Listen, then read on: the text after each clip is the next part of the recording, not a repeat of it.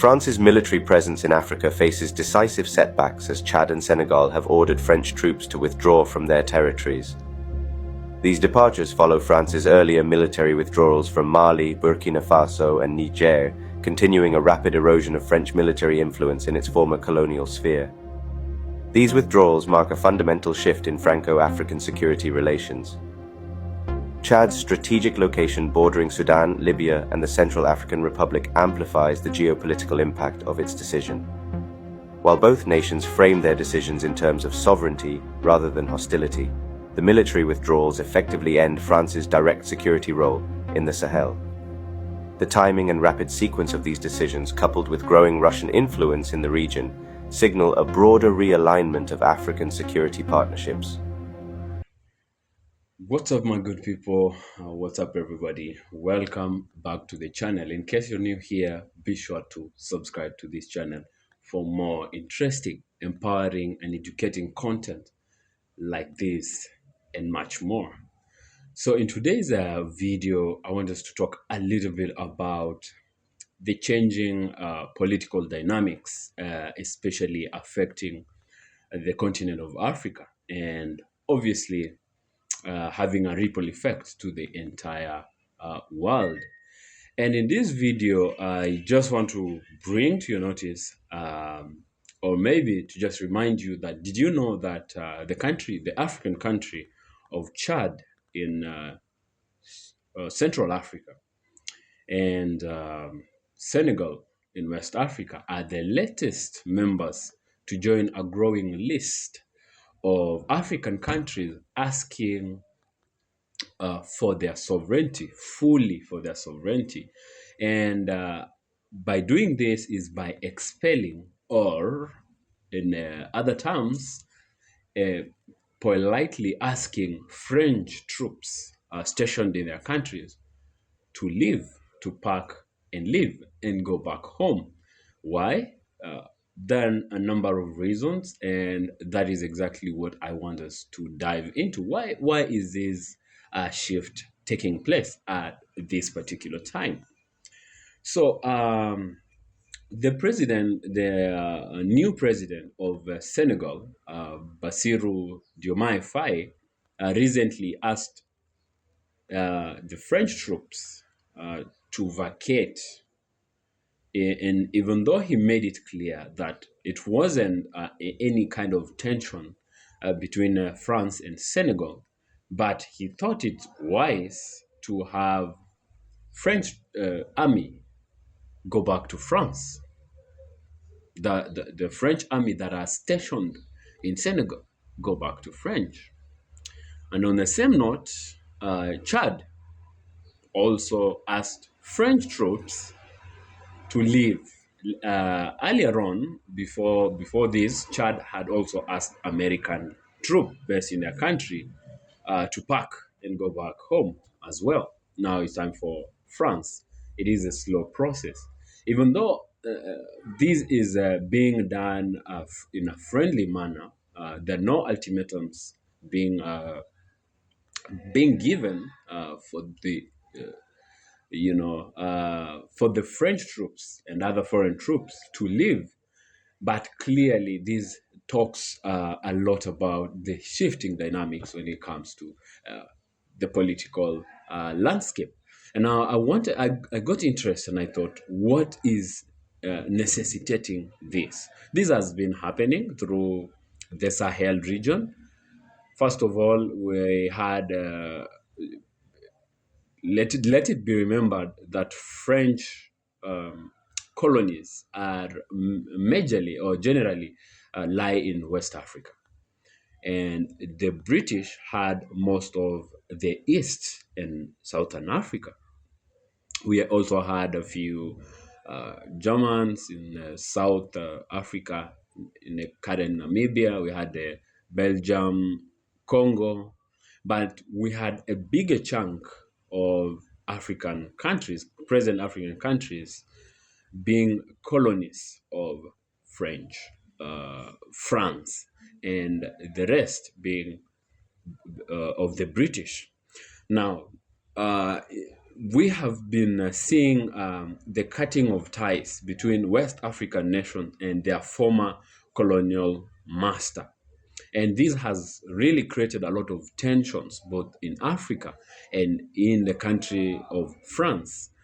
Look at the Sahel region, the countries of the Sahel, the newly formed alliance of Sahel states, Burkina Faso, Niger, and Mali, that have now, completely declared that they do not want to associate economically and in other spheres with France in what they term as it has been a one-way relationship of exploitation.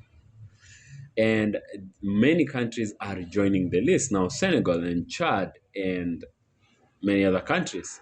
Now, I usually don't understand here in Kenya being a former British colony. We have the Batuk.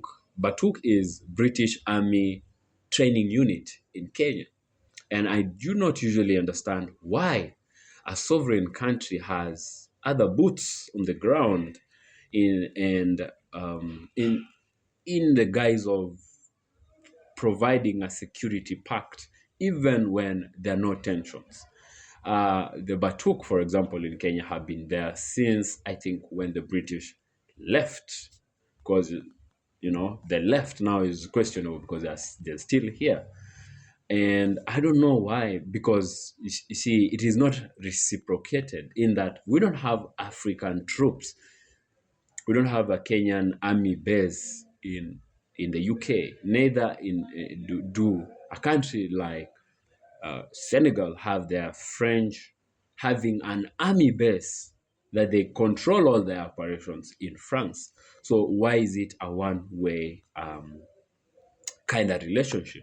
So there are a few reasons to this, and we just dive into each one of them. So we have post-colonial tensions, whereby when we have these soldiers, these boots on the ground, especially just training and staying around, it is kind of a continuation of colonialism. It is modern day, or what we call neocolonialism, where most African countries are now beginning to feel that it is the sovereignty that is under question, and we have maybe the second one is security concerns and ineffectiveness. For example, in the Sahel region, the French troops and American troops as well have been flocking the Sahel region, the countries of Burkina Faso, Nigeria, and many of those, Mali and Mauritania,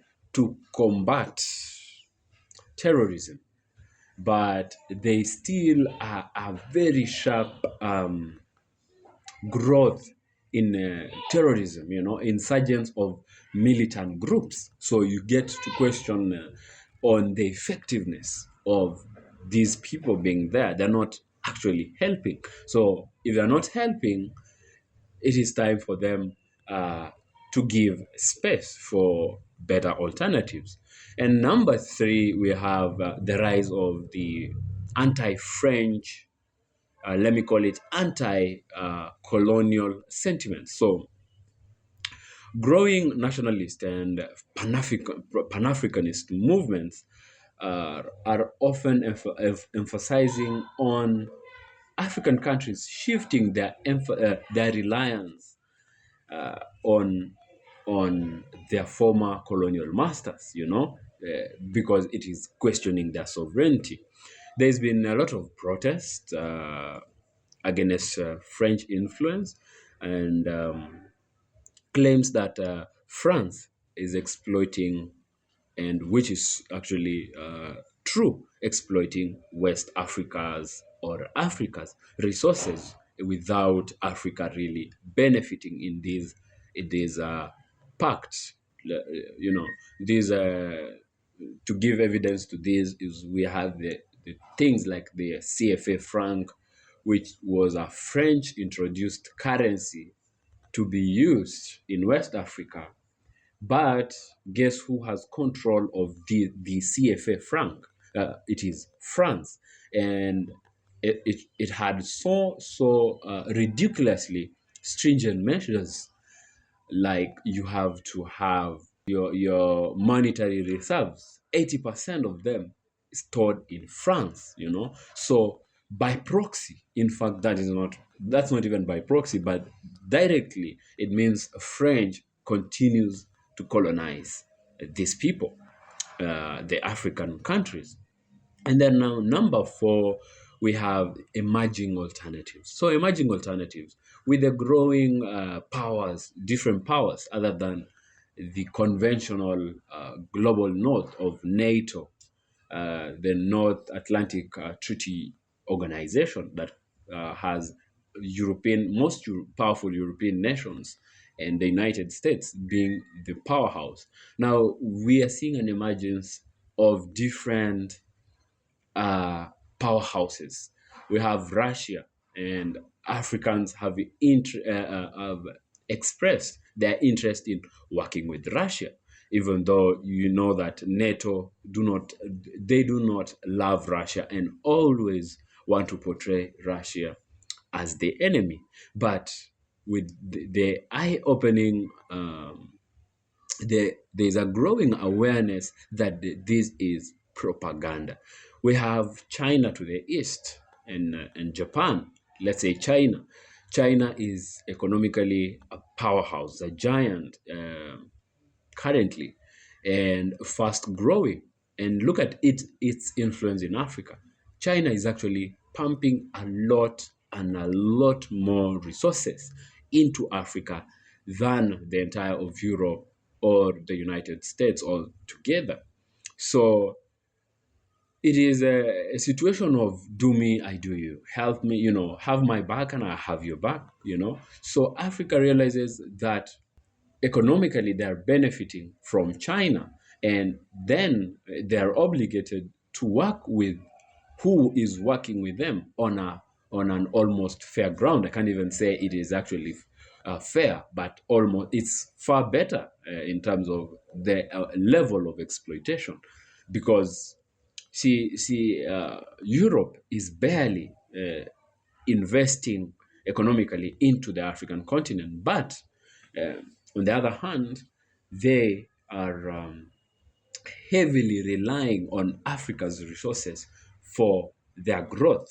Look at a country like Niger, which is part of the new formed alliance of Sahel states, whereby 80%, over 80% of the country has been in darkness, while it is a major producer of uranium that is powering almost 80% of France. You cannot be exploiting our uranium you take to Europe and have it power your country, while we, the producers of uranium, stay in the dark. That amongst others like Congo and Burkina Faso and Nigeria and all African countries, are just some of the examples of how this exploitation is continuing. So now with the emergence of emerging alternatives, Russia and China and countries like the country of Turkey, we have Africa is having options to choose their friends on who they want to work with, on based on who is having their interest first, or who is offering a better deal. Which I don't think, to put it clear, that this is a colonial legacy. So now France in the UK and entirely the former colonial masters of Africa think they want to determine Africa's friends. That's funny if someone has to decide for you who you become friends with. And then there is a local political shift, of course. We're having new leaders and contemporary leadership in Africa. We have young, very well versed in political knowledge leaders that now really are tired with this exploitation, this modern day slavery, this neocolonialism, and now are asking politely that it's time for Europe to pack up its bags and leave. Why? Because we're not it, it's not being the relationship is not being mutually beneficial, you know. So, and then we have the generation of African people, the young people that are spreading awareness on the power, the potential power of Africa that has been choked by the global north. And now we want to exploit, we want to show our own power. So just remove your foot from our throats because we want to prosper as well. So and then so that was a political shift, local political shifts in the countries of Africa is number five. And now we go to number six, and we have public perception and media influence. Of course, videos like these, channels like mine and many other very mature channels have been creating awareness on what has really been conspiring in terms of the relationship between Africa and the global north since the so-called independence of Africa. How Africa has not really been independent even after we're being told and taught that Africa now fully has its own independence. So public opinion in many countries increasingly favors the removal of French troops, uh, to assert their national independence. So, those are just some of the reasons why, Africa is continuously detaching from former colonial masters, because there is no way we're going to let colonialism continue, because colonialism has basically disenfranchised black people. And because when we talk about black people, we're not only limiting this to Africa. Mark you, all black countries, even outside of Africa. Look at countries in the Caribbeans, the country like Jamaica, Haiti. They're suffering the same fate under the United States and other, new colonial masters, because we're calling them new colonial masters. So I think this is what being emulated even by now the so-called Anglophone African countries, including and starting with my own country of Kenya. It's time to ask those soldiers, for that matter, because that really questions our sovereignty. If we're really, when there is need, then we can talk and we can invite you, and then you can come and help us, and when you need us, we can come and help you. But this is a very paternalistic kind of relationship where I have to be here because, kind of like I'm watching what you're doing, because it's inevitably influencing uh, our own, influencing, negatively affecting our own sovereignty as African countries. That is what I had for you in this video today. Please share your thoughts in the comment section below. Give this video a thumbs up. And if you haven't subscribed to this channel, please subscribe to this channel for more content like this. Check out our other videos in the channel. And until next time, I will see you in the next video. Peace.